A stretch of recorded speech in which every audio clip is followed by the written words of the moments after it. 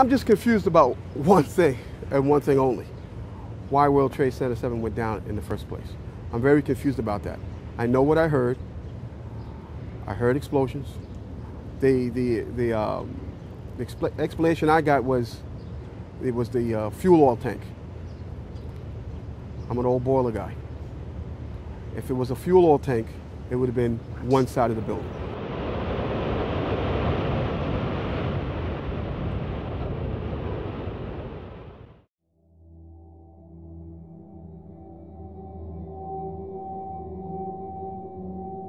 After 9/11, a climate of fear was created in order to shut down any opposition to the Bush administration's new agenda. A week after 9/11, anthrax began appearing in the mail. The letters were made to look as though they were the work of Muslim extremists, claiming "Death to America" and "Allah is great." Now, if you remember, these anthrax letters, they were written to appear to be from semi-literate Muslims, very crude handwriting, Allah this, Allah that. They really do look more like movie prop letters than real letters. The targets were government buildings, media outlets such as CBS, NBC, the New York Post, and politicians such as Senator Daschle and Leahy, two members of the opposition party. When the FBI tested the anthrax, it was highly refined and weaponized. Colin Powell would go on CNN and deny these allegations. No, I think we've had a lot of stories over the past 4 or 5 days. First it was weaponized anthrax, then it was highly refined, and then when it was analyzed, it was discovered it was none of the above. The anthrax used in the attacks was identical to that of the Ames strain, which led the investigation to Fort Detrick.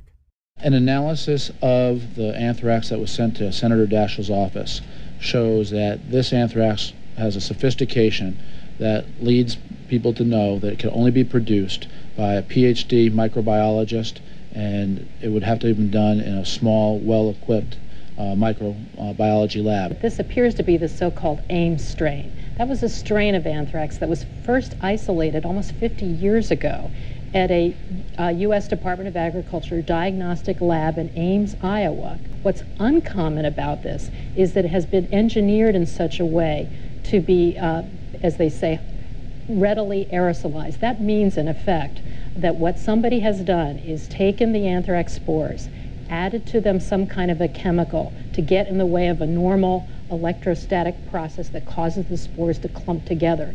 Chemical's been added to declump them, in effect. That makes them very fine.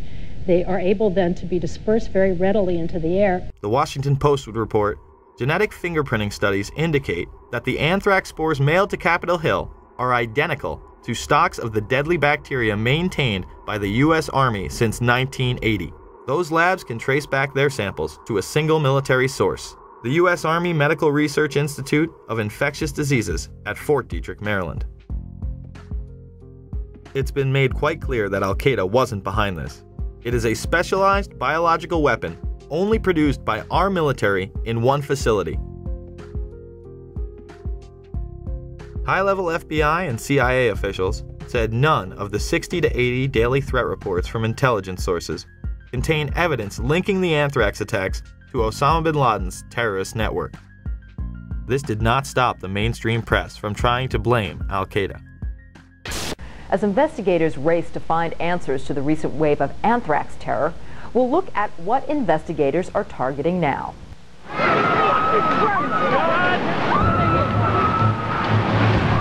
Since September 11th, Americans have been put on alert. This is so terrible. Investigators are trying to ward off more attacks by dissecting the terrorist plan for September 11th, looking for patterns, methods, associates that could reveal what else terrorists had in mind. It was not something smuggled in from Iraq. It was not something smuggled in from any Middle Eastern country. It was U.S. government ultra-fine granulated weaponized anthrax spores. There was another story that the media absolutely would not touch, the story of Dr. Philip Zach. And it goes back to the U.S. government lab where the anthrax was stored.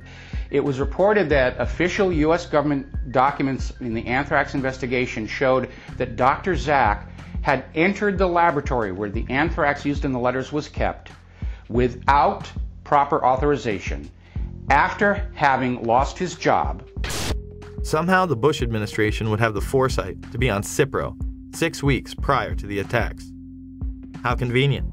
An attack traced back to U.S. government facilities, and the president and his staff happen to be taking the antidote before it's even in the mail. Judicial Watch would file suit against the administration for its actions. Well, this is another good example of how certain people consider themselves to be above the rest of us. On September 11th, I think it'll come as a shock to a lot of people, but it's been reported by the New York Times and other major news organizations and confirmed by the White House. The President's office and Vice President's office went on Cipro, the antibiotic that was used to combat anthrax. The White House went on Cipro. It must have known that either an attack was underway or was imminent. It shows you that some people in this country are less than equal and are not treated like the political elites.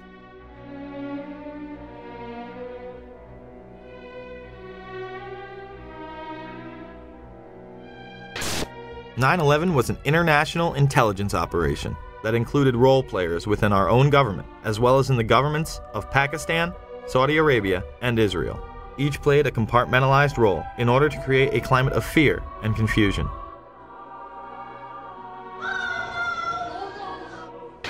This, combined with the evacuation of government offices, kept any type of dissent off the radar.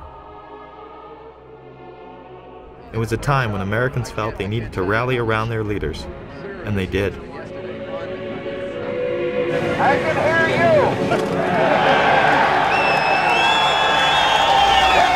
And the people who knocked these buildings down will hear all of us soon. God bless America! USA! USA! USA! The power structure used that unity to pass nightmarish legislation, beginning with the Patriot Act, which was written before 9/11.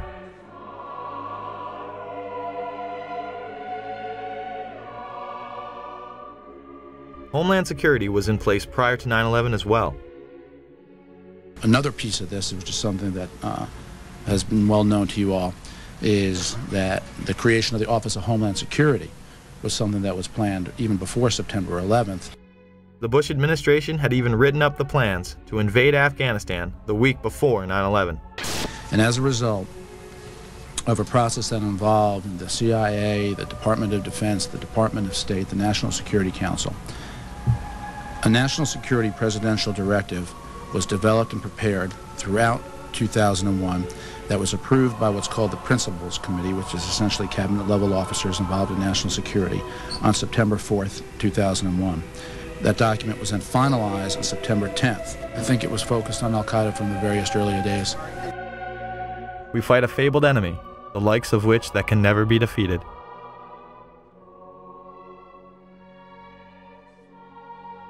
The terrorists attacked us and killed 3,000 of our citizens before we started the freedom agenda in the Middle East. They were...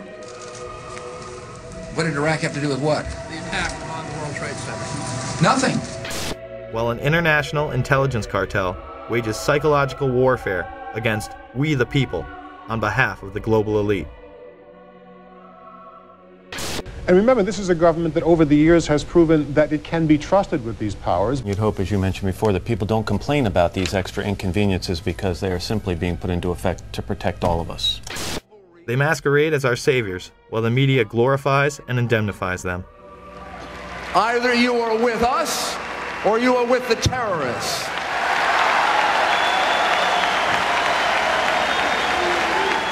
Don't let anyone tell you otherwise.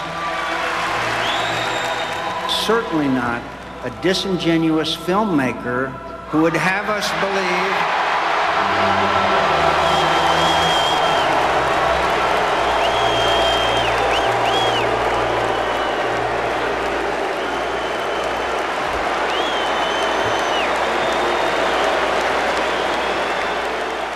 the time has come not for a revolution, but a restoration of our Constitution, our Bill of Rights, but most of all, our morality as a people.